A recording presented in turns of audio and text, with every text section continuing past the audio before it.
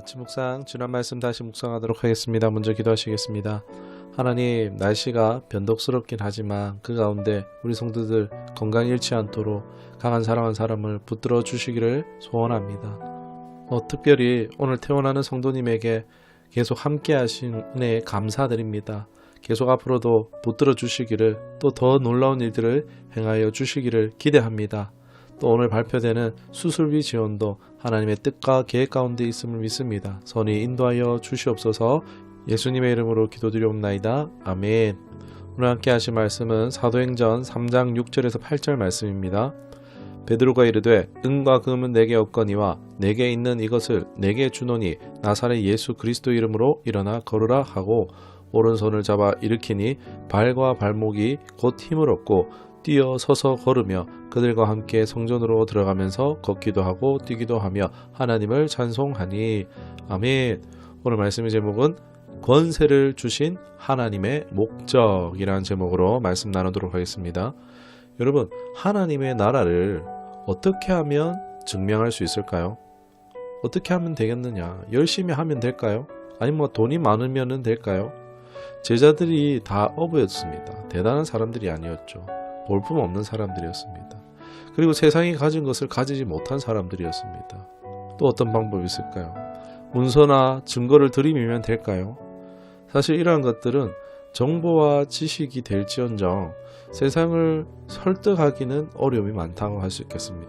별 볼 일 없었던 예수님의 제자를 통해서 세상을 놀라게 하며 사람들로 파격을 끼쳤던 것은 바로 예수님의 이름의 권세였다라는 것입니다. 예수님의 이름으로 귀신 들린 자에게서 귀신이 떠나가게 하고 병든 자가 치유되는 것이었습니다. 이것은 이 땅에서 결코 접할 수 없었던 일로 하나님의 나라가 정말로 실제한다는 것을 부분적이지만 보고 느끼며 알게 해주기에 충분했다는 것입니다.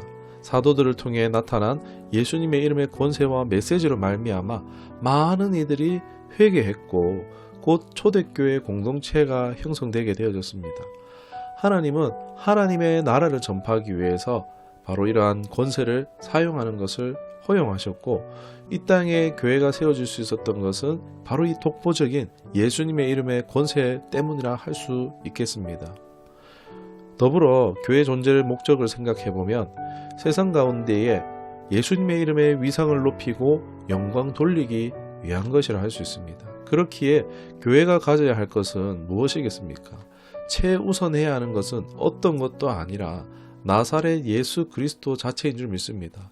은과 금보다 예수님을 더 구하며 소유할 수 있는 저와 여러분 되기를, 우리 처음교회가 되기를 주님의 이름으로 축원합니다. 온 유대와 사마리아와 땅끝까지 이 복음을 전하라고 하셨습니다.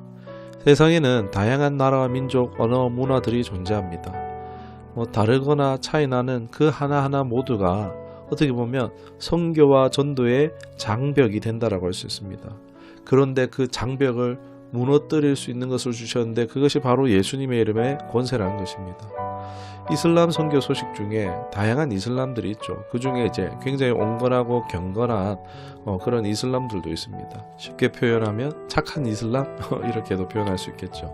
이러한 이슬람 마을 종족이 있었는데 그런데 이 사람들이 쓰는 이제 마을의 언어 다 번역이 안 되어서 전도가 사실상 가장 어려울 것 같았는데 선교사에게 기도를 받은 마을의 아이들이 잘 낫는 것을 보고 자신들은 그렇게 기도해도 낫지 않는데 이러한 일들이 반복되자 그 마을의 가장 어른이 먼저 예수 그리스도를 영접하고 개종하며 그 마을이 개종하게 된 사례를 들은 적이 있습니다.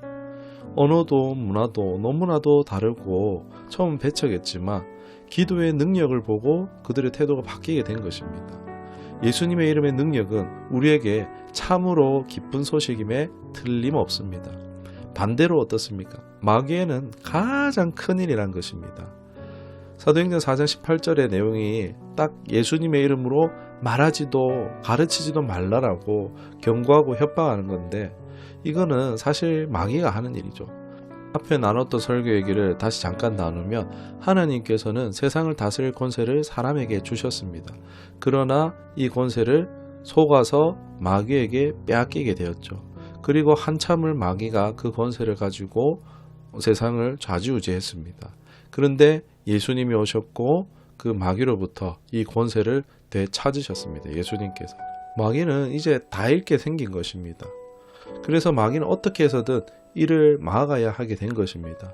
이와 관련해 생각할 충격적인 소식이 있는데, 여러분, 미국은 우리가 잘 알듯이 기독교 국가, 기독교 문화권이라는 것입니다. 그런데 자신이 기독교인이라고 말하는 사람들을 대상으로 조사했는데 자기에게 있는 질병을 가지고 이 문제를 기도하지 않는 사람들이 무려 92%라는 그런 퍼센트가 나왔습니다.